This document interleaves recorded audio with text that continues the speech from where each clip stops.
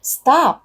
Kung ang binabayaran mo lang ay ang minimum amount due, kailangan mo itong marinig. Most Filipinos do this at hindi nila alam na ito ang reason kung bakit sila na-stuck sa utang.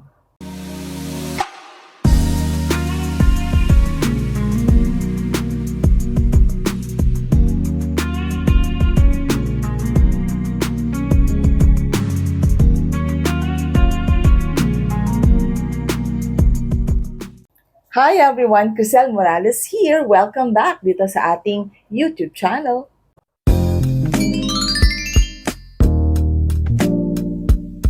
In the next few minutes, i-explain ko sa inyo kung ano ang mali at kung bakit ito delikado at ano ang dapat gawin instead. Simple at madaling maintindihan.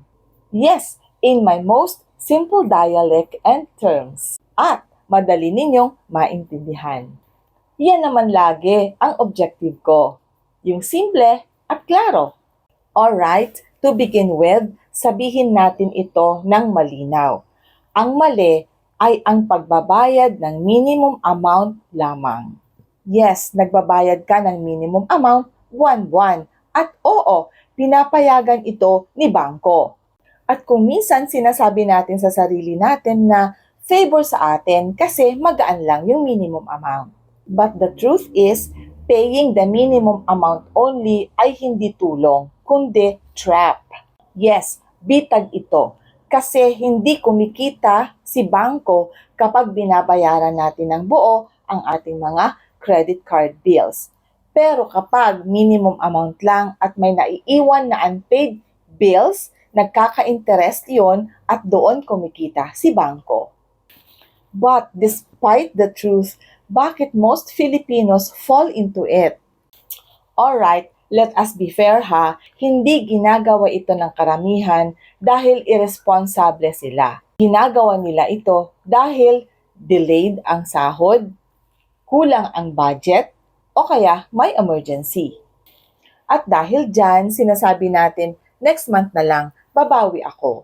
Familiar ka ba dyan? Sinasabi mo rin ba yan? Well, the truth is, hindi naman tayo gastador. And the saddest part of it is, naipit lang tayo dahil sa mga emergencies, yun na nga, wala pang sweldo, hindi pa na-release ang budget. Kaya nga, sinasabi natin kanina, next month na lang, babawi ako. Pero, kung ang next month nagiging every month, yon ang delikado. Alright, for example, scenario, meron kang 20,000 balance at ang minimum amount mo ay 500. At nabayaran mo naman yung minimum amount, kaya feeling mo responsible ka. Pero ang hindi natin alam, behind the scenes, may interest yan na 3%. And that is around 600 interest. Alright, eto para klaro. Nagbayad ka nga ng 500, pero nagkautang ka pa ng 600. So instead of you clearing your debt step by step, hindi, lumala at dumami pa yung utang mo. Totoo naman, nagbayad ka ng minimum amount, kaya lang hindi ka umuusad, walang progress. Kasi meron pang na-add up na 3% interest dahil dun sa unpaid credit card bills mo. Kaya may additional 600 pesos pa dun sa total bill. Paglipas ng panahon, kapag nakakasanayan natin ito, nagiging habit natin, ito yung delikado kasi nag-i-increase ang ating interest and unpaid credit card bills. At ang result nito, maxed out credit limit, stress, sleepless nights, pag-aalala ng lubos at feeling mo stuck ka. Yung parang feeling mo hindi ka na makakawala. At kung minsan, sinasabi natin sa sarili natin, ba't ganun? Nagbabayad naman ako. Eto, lilinawin natin. Hindi naman ang credit card ang sumira sa finances natin, kundi yung habit of not paying the whole amount and paying the minimum amount instead.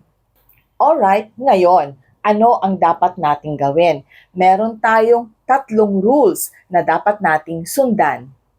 Rule number 1, kung kaya mo, bayaran ang whole amount every month.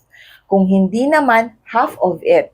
Kung hindi naman, Hindi lang yung minimum amount due, kundi dadamihan mo, dadagdagan mo. For example, kung ang minimum amount mo ay 500, gawin mong 1,000. Rule number 2, kung hindi mo nabayaran ang credit card bills mo, huwag mo nang gamitin ang credit card. And unti-unti mong bayaran yung unpaid bills hanggang sa bumaba yung utang mo. Remember, hindi mo kailangan ng bagong card. Hindi mo rin kailangan umutang. Ang kailangan mo, disiplina at pagtitiis for the meantime. At ang importante, palitan natin ang ating mga mindset. Sabi nga natin, if you have 5 pesos, do not spend 10 pesos kasi malulugi ka talaga, mabobroke ka talaga. Remember, ang credit card hindi extra income, kundi utang or debt. At ibig sabihin nito, kapag ang credit card or ang credit limit ay utang or debt, meron tayong obligasyon na bayaran kung magkano yung nautang natin or yung nagamit natin sa ating mga credit limit. Tandaan yan. Ito ang totoong wisdom. Ang progress ay hindi nasusukat sa laki ng kinikita o sa laki ng sweldo. Ito ay nasusukat kung paano mo i-manage kung ano ang meron ka. Ang desire ko at ang gusto ko para sa inyo ngayong 2026 ay maging light man lang ang ating mga obligasyon or ang ating mga binabayarang unpaid bills sa ating mga credit cards or kahit sa ating mga loans. Itama natin kung saan tayo nagkamali with all hope that the Lord is going to give us wisdom on how to manage our credit cards properly. Ayan, at kahit maigse ang ating content or ang ating video for today, sana nakatulong sa inyo. Alright, dyan nagtatapos ang ating video for today. At kung nakatulong nga sa inyo at na-inspire kayo sa video na to, please subscribe and tap the notification bell down there for more contents to follow. Here we are for honest and no sugarcoating revelations and content dito sa Crisel Morales YouTube channel. Always remember, kahit marami tayong pagsubok, struggles sa buhay, life is beautiful because God is so good. Bye everyone!